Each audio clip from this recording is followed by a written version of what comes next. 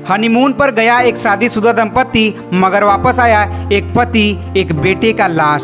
23 मई को मेघालय हनीमून मनाने मध्य प्रदेश इंदौर के राजा रघुवंशी अपनी पत्नी सोनम के साथ गए हुए थे, मगर 2 जून को राजा रघुवंशी का शव एक खंडहर में पुलिस को बरामद हुआ और 9 जून को पुलिस ने पत्नी सोनम को उत्तर प्रदेश के गाजीपुर से हिरासत में लिया। हम आपको बता दें कि राजा रघुवंशी मध्य प्रदेश इंदौर के काफी बड़े और काफी माने जाने ट्रांसपोर्ट कारोबारी थे। वहीं सोनम के पिता अच्छे बिजनेसमैन थे। पिता का सारा कारोबार सोनम देखती थी, जहां कई सारे नौकर काम करते थे।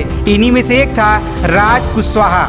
ये वही हैं जिन पे सोनम फिदा हो गई। मुख्य नौकरों में 2 नाम और है, आकाश राजपूत और विशाल चौहान। ये वही 3 नौकर हैं जिन्होंने राजा रघुवंशी की सुपारी लेकर हनीमून के दौरान ही हत्या की, जिसकी मास्टरमाइंड थी पत्नी सोनम और आशिक राज कुशवाहा। मैं आपको बता दूं कि सोनम चाहती थी इस हत्या को लूट समझा जाए, इसलिए सोनम ने हनीमून पर पति को सारे गहने और जेवरात पहनकर चलने को कहा था और उसने खाते से 9 लाख रुपए भी निकाले थे। फिर क्या आकाश राजपूत, विशाल चौहान और सोनम का आशिक राज कुशवाहा ने मिलकर राजा रघुवंशी को मारकर सब कुछ लूटकर उसे खंडहर में फेंक दिया। जिसके बाद पत्नी सोनम और प्रेमी राज कुशवाहा को लगा कि यह लाश किसी के हाथों में नहीं आएगा, हम तो सीधे निकल जाएंगे। मैं आपको बता दूं कि सोनम परिवार के दबाव में आकर राजा रघुवंशी से जबरन शादी की थी, मगर प्यार राज कुशवाहा से करती थी। इसीलिए पत्नी सोनम ने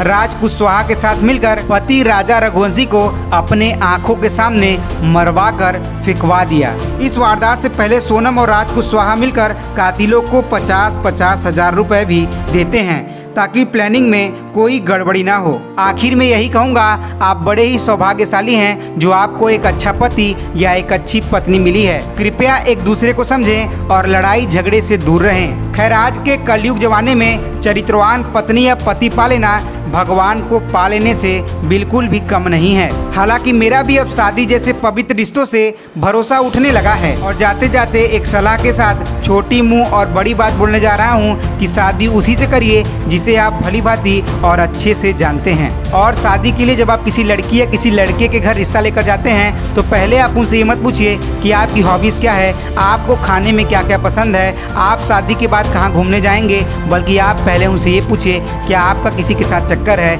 आपका किसी के साथ अफेयर चल रहा है, शादी के बाद क्या आप किसी के लिए मुझे छोड़ देंगी या आप किसी के दबाव में आकर मुझसे ये शादी रच रही हैं। तो मिलते हैं किसी अगली वीडियो में किसी और टॉपिक के साथ। तब तक के लिए जय हिंद, जय भारत।